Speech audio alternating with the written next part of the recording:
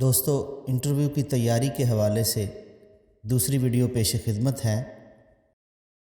سوال ہے، اردو مورّہ سے کیا مراد ہے؟ اس سے مراد ہے ایسی اردو تحریر جس میں کوئی نکتہ دار لفظ نہ آئے۔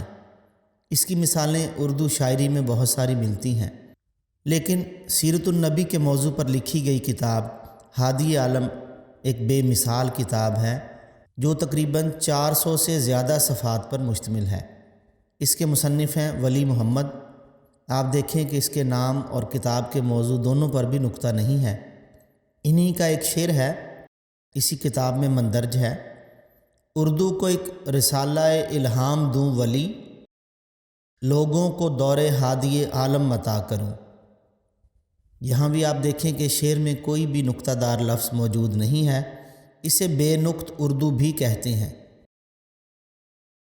اسی طرح اردو کا ایک محاورہ بھی ہے، بے نقط شاعری۔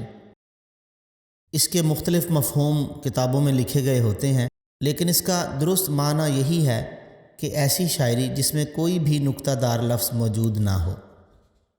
سلیبیں میرے دریچے میں، یہ تخلیق صنف کے اعتبار سے کیا ہے اور اس کے خالق کا نام بتائیں۔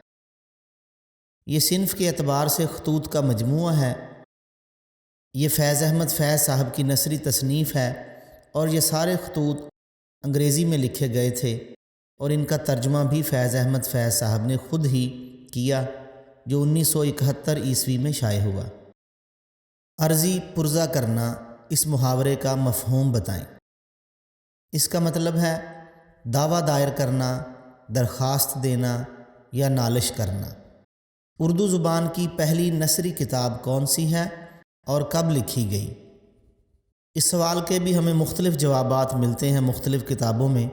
کہیں معراج العاشقین کہا گیا ہے، کہیں کوئی اور کتاب یا رسالہ کہا گیا ہے، لیکن اس کا درست جواب ہے ملا وجہی کی لکھی ہوئی کتاب سب رس۔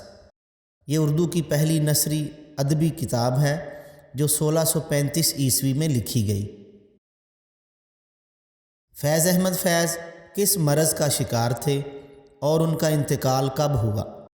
فیض صاحب دمے کے مرض کا شکار تھے اور انہیں 18 نومبر کو میو ہسپتال میں داخل کروایا گیا، لیکن 20 نومبر 1984 بروز منگل یہ اس دار فانی سے کوچ کر گئے۔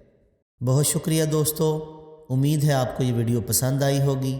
آپ کی قیمتی آراء کا منتظر رہوں گا۔ والسلام۔